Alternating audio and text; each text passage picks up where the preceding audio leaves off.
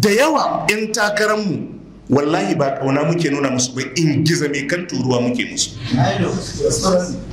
Wani kai ka san shi mai gidanka ne a ofis ko kun jima da su shekaru, kuma ƙanana da kuke kasansa bai bar cutan ku ba, amma daga inda ya fito takara saboda kun san in kun tsaya kun mai hidima da ku samu wani abu, sai ku ɗauko shi ku ɗora akan al'umma.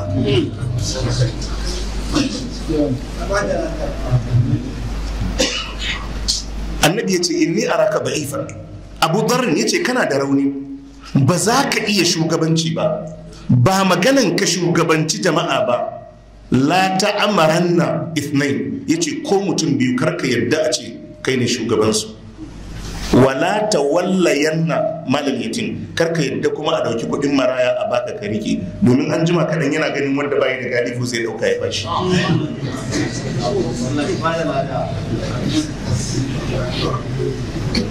Annabi sallallahu alaihi wasallam ya ce ya Aba Zarrin, ya kai Abu Zarrin, innaka da'ifun, kana da rauni. Sai ya ce mishi wa innaha amana, shugabanci kuma annabi ya ce mishi amana ce.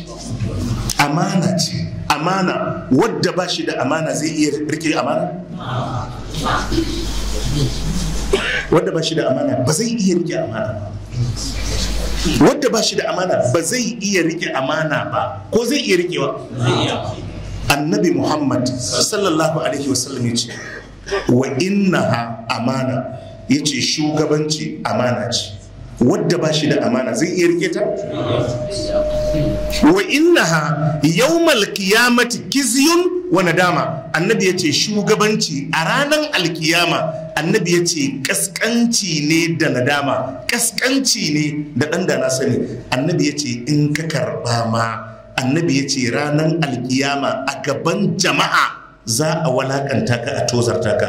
Annabi ya ce a gaban jama'a za ka yi ta ɗan da na sani, da ka sani da baka karba ba. Annabi sai ya ce illa man akhazaha bi haqqiha, sai dai wadda ya karbi mulkin da hakkin mulkin. Annabi sai ya ce wa addal ladhi alaihi biya, kuma ya sauke nauyin da ke kan mulkin da aka dora mishi akan waɗanda yake mulka.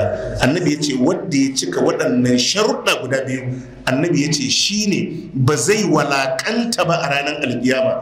Annabi ya ce shine ba zai yi ɗan da na sani ba in ya zama shugaba. Illa man akazaha bi haqqiha, annabi ya ce sai wadda ya karɓi kujera